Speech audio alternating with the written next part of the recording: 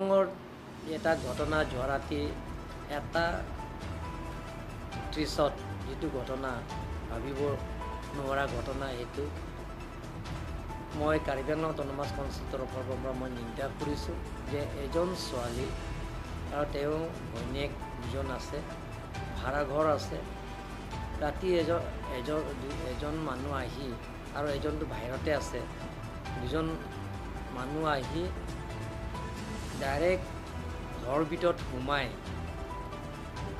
মুখত গুলি মাৰি শেষ ত্যাগ কৰে, গতিকে মাৰ্ডাৰ কৰি থৈ গৈছে। তাৰ কাৰণে মই কাৰ্বি আংলং অটোনমাছ কাউন্সিলৰ তৰফৰ পৰা বা কাৰ্বি আংলং ৰাইজৰ মই নিন্দা কৰিছোঁ, যাতে এনেধৰণৰ ঘটনা যাতে ভৱিষ্যত নহয়। মই এনেই শুনিছোঁ আগতে এই ছোৱালীজনীয়ে বিয়া কৰা হৈছে, বিয়া হৈ আগত উগ্ৰপন্থীৰ লগতে তেওঁ বিয়া হোৱা, কিন্তু সেই উগ্ৰপন্থীৰ লগত তেওঁ ডাইভৰ্চো কৰা হৈছে।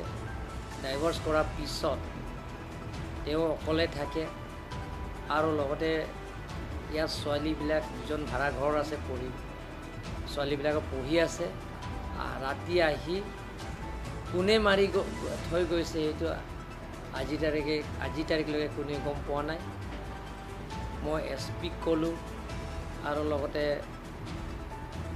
ইয়াত থানা মই ইনফৰ্মেশ্যন দিছোঁ, ৰাতিৰ ভিতৰতে মই দিয়া হৈছে, ৰাতিতে মই খবৰ পাইছোঁ আৰু লগে লগে মই SP-ক এইখিনি যাতে ইনকুৱাৰী কৰি পেলাই যাতে যদি পায় তাক শাস্তি দিব লাগিব, কেপিটেল পানিছমেণ্ট কৰিব লাগিব, তেওঁ চিৰদিনৰ কাৰণে জেলত থ'ব লাগে বুলি মই ডিমাণ্ড কৰিছোঁ, যাতে এনেধৰণৰ ঘটনা কাৰ্বি আংলঙৰ ৱেষ্ট কাৰ্বি আংলঙৰ আৰু ডিমা হাছাও যাতে অসমত নহয়, তাৰ কাৰণে মই ৰাইজক অনুৰোধ কৰিছোঁ।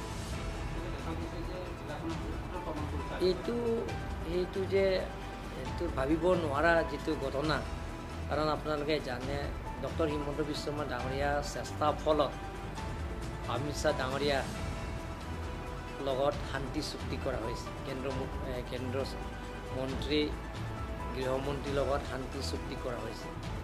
শান্তি চুক্তি কৰাৰ লগে লগে কাৰ্বি আংলঙত উগ্ৰপন্থীটো শেষ হৈ গৈছে, কিন্তু আজি যিটো ঘটনা যোৱা ৰাতি যিটো ঘটনা হৈছে, যিটো ভাবিব নোৱাৰা ঘটনা, গতিকে সেই ঘটনা যাতে ভৱিষ্যত নহয় আৰু যিমান পাৰোঁ মই চেষ্টা কৰিম, ৰাইজৰ লগত মই অৱগত কৰিম, ৰাইজৰ লগত মই তেওঁলোকৰ লগত মই আলোচনা কৰিম আৰু বুজাম যাতে এনেধৰণৰ মানুহ যদি আছে যে আমাক যাতে ইনফৰ্মেশ্যন দিয়ে, খবৰটো দিয়ে, আমি লগে লগে প্ৰশাসনত আমি চমজাই দিব পাৰে বা থানা ইনফৰ্মেশ্যন দি তেওঁলোকৰ এৰেষ্ট কৰিব পাৰে, তাৰ কাৰণে আমি চেষ্টা কৰিম।